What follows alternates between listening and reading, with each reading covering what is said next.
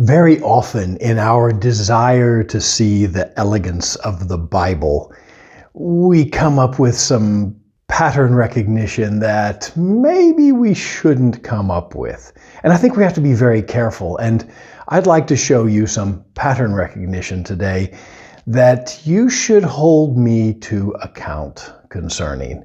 And I ask you to be like the Bereans and check the scriptures to see if this seems to be true. So I'm going to go through a couple of things that I think, okay, well, look at this. Is this interesting and is it really correct? So I'm going to take a pattern that other people have seen, and then I'm going to bring in a pattern at the end that I think will be a blessing to you. So I want to say something about Adam. Now, if there is some guy in history that's more talked about than Adam, well, I'd like to know who it is. But so, you have to think, what could I possibly bring to this discussion?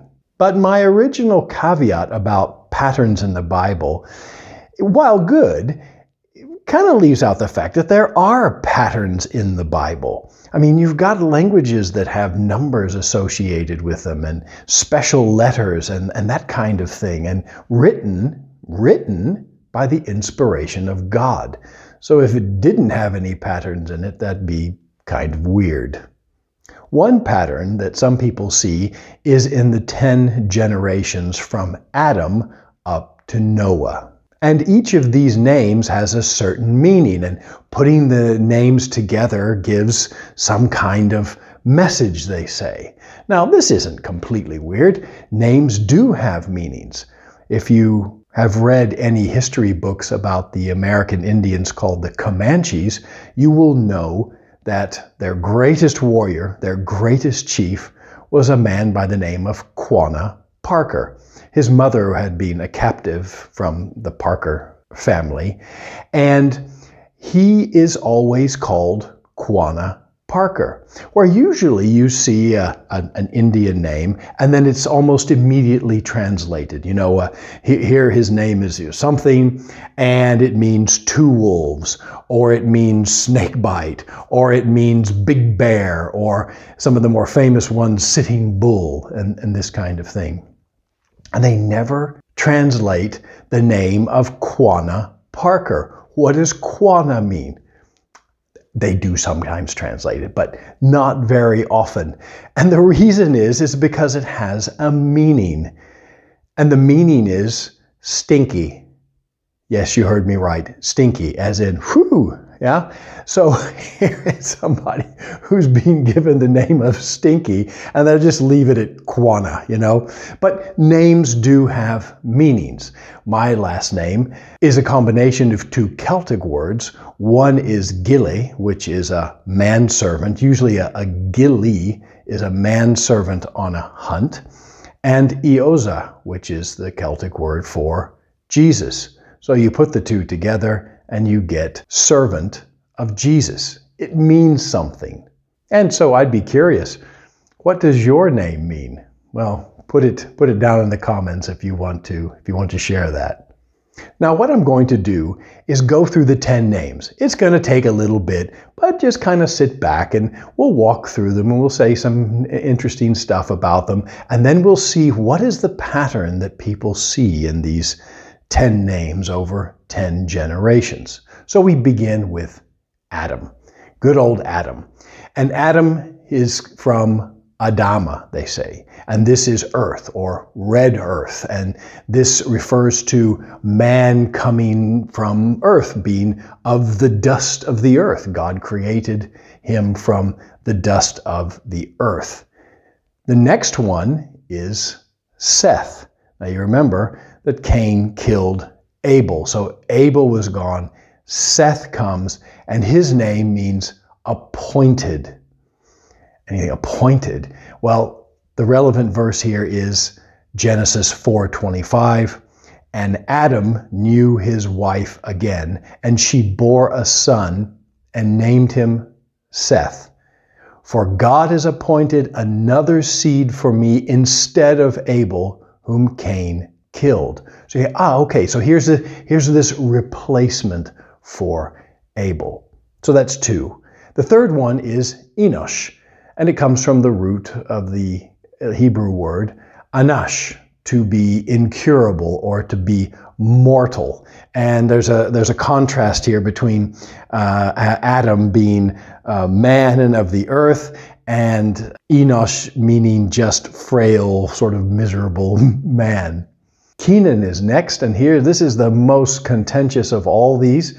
The people who see the patterns here call his name or see the meaning in his name of sorrow, but it could also be chamber or dwelling or even nest. So it's not really clear, but for the moment we're going to go with sorrow. Kenan means sorrow. We don't know much about him. He's a pre-flood, pre-diluvian character, and we don't really know much about what he did. Mahalalel, easy for me to say. Mahal is the blessed, and El at the end of the name is God. So it's the blessed God, and people are pretty sure about that meaning. Jared comes next, and this is from the Hebrew word yarada, and this means to come down. Enoch, seventh in line here, famously, and this name means initiated or teaching, but it can also mean choke or hang or strangle, and it's not completely clear, even among the experts. But we're going to go with initiated, or as in indoctrinated in, initiated in, like you would be initiated in a club or teaching. Then we have Methuselah, and he's of course very famous. No one, it's never really mentioned how old he is, but if you do the calculations, he comes out to 969 years old, not quite 1,000. But his death shall bring is what it means. Muth it means death, and shalach means bring or send forth. So Methuselah, his death will bring forth what? His death will bring forth the flood, and that's just what it did. And this is where God says, my spirit will go with man for 120 years, and this is not really a reference to how long we'll live, but it's how much time is left before the flood starts in Genesis, and that's a whole study unto itself. The next one is Lamech, and this means despairing, and this is where we get the English word lament or lamentation. And of course, the final one is Noah, and his name means comfort or quiet or rest, as in Genesis 5:29. And he called his name Noah, saying, "This same shall comfort us concerning our work and toil of our hands, because of the ground which the Lord hath cursed." So if you put all of these together, well, some people see a very interesting pattern. And here it is. If you start at the top, Adam, man, from the dust, man is appointed, Seth, appointed instead of Abel. Man is appointed mortal, sorrow, but the blessed God shall come down, teaching that his death shall bring the despairing rest. That is really cool. That is pretty compelling. Until you really get into it and see that, yes, well, in English that works pretty well, but it doesn't work in every language. And if we go to the Hebrew, there's enough variation here in meanings and context. Yeah, it would be nice if we could pick this pattern out, and it certainly points forward toward Christ, as many things in the Old Testament do. They are shadows, they are types and shadows, just like Adam is a type or shadow of Christ, and it points to the future. But I think here, this might be a stretch. And so on to my little stretch, maybe, hold my feet to the fire here. But looking at this list, the names of these guys are pretty specific. And they seem to be focused on the context in which they came up at that time. And the one that stands out to me, and here I go back to the beginning, I wanted to talk about Adam. The one that stands out to me is Adam. I mean, so we go through this list. We go through Noah is rest, and Lamech is despairing, and Methuselah is his death shall bring, and Enoch is teaching, and Jared is shall come down, and Mahalalel is the blessed God. What a great name that is. And Kenan is sorrow, and Enosh is mortal, and Seth is appointed, and Adam is mud. Okay, it's not exactly mud, but maybe red mud. But, there seems to be some incongruity here. And so I started getting deeper into this, and I'd like to share with you what I've found. As I look into Adam here, I'd like to start looking at Satan.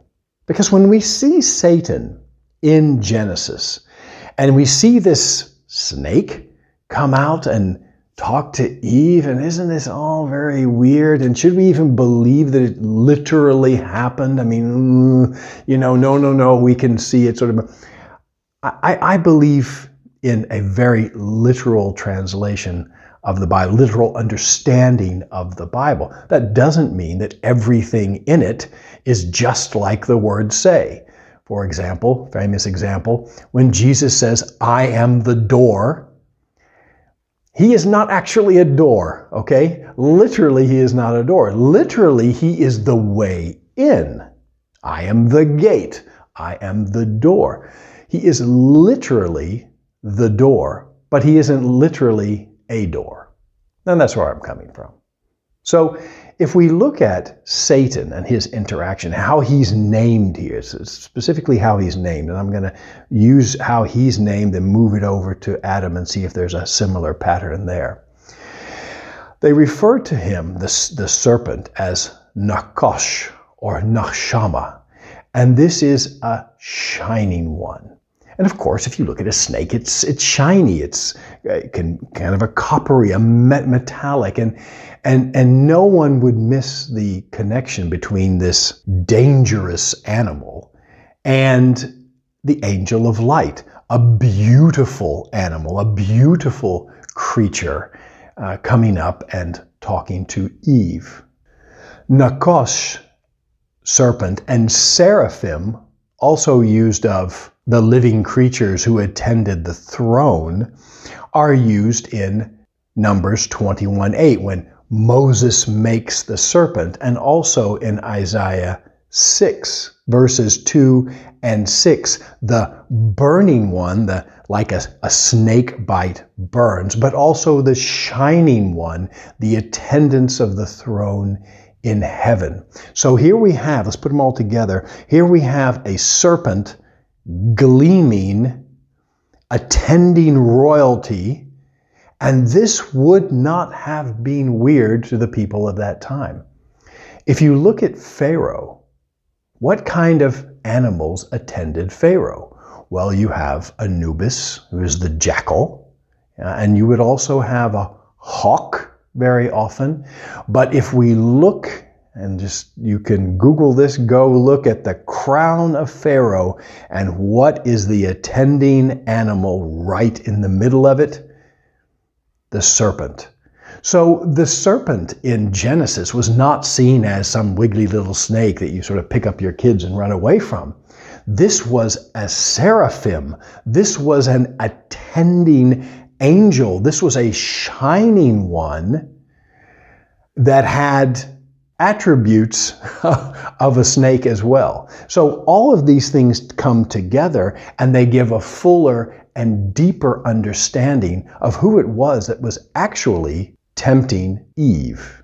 So Nakosh and Nachshama and seraphim, and they all kind of come together to give us this much better understanding, these related words that those people would have understood at that time. Let me try to do the same thing here for Adam, and I think it's an even more convincing argument. Now, Adam has a link to Adama, the earth, the dust. It says God made man out of the dust. No question about it. But that is actually later in Genesis. Let's look back at the original creation of man, because I think if we emphasize the earthiness of Adam, we miss the other part, which is perhaps more important to understanding Adam's role, man's role, and his role as a shadow of Christ. Genesis 1:26 and 27 says, "And God said, let us make man in our image and after our likeness." So God created man in his own image. And that's where I'd like to go, the image and the likeness. And what I would contend is it's a little bit strange to link the word Adam here immediately with Adama before it's ever mentioned. In fact, it's a little bit out of the context. The context would argue for Dama, which is to be like, and in the feminine, likeness. In Isaiah 46, verse 5, it says, "To whom will you liken me, Dama, and make me equal and compare me, that we may be like?" Again, likeness, image, and equality. And again in Isaiah 40, verse 18, "To whom then will you liken God?" Or what likeness will you compare unto him? In the book of the generations of Adam, in Genesis, it is this aspect of creation, not that of Genesis 2, 6, and 7, that I think we should emphasize. Genesis 5:1 says, "In the day that God created man, in the likeness, the Dama, of God made he him." So Hebrews absolutely would have understood the link of Adam with Adama, but in this context, Dama is much closer to what the writers were meaning. And for Adam, I think that context is that Adam's name is linked to likeness and image, and less or secondarily to the place he came from, the red earth. So, in summary, Adam was a likeness and image, a shadow of the Christ to come. He was, like we are, made as an image bearer of God. And he is definitely of the earth. He is a physical being. We all are physical beings. But he contains a likeness of God. And this tells me three things. One, it sets him apart from the rest of the creation of heaven and earth. Second, it shows where he should have submission, and it shows where he should have dominion. And finally, it shows that he should be absolutely accountable to God, in contrast to what the serpent, the Nakosh, the seraphim, suggested. So I hope you've enjoyed getting a little bit deeper into this. I hope I didn't take anybody's hopes and dreams away by taking away those 10 names, or at least putting a question mark behind it. If you find that compelling, jump into it and analyze it and be that Berean to get into Scripture and understand it better. And maybe you can make a video and I can learn something from you as well. But I think here what we see is that when we're looking for patterns in the Bible, and they're absolutely out there, that we can look back at Adam as an example and say, there are words in Hebrew related to him that shine a different light on him. And I think the first and primary light shown on Adam is that he is in the likeness and the image of God. He is a type and shadow of the second Adam, Christ, that will come. And secondarily, that he is from the earth or from the red earth. So thanks so much for your attention, and until next time.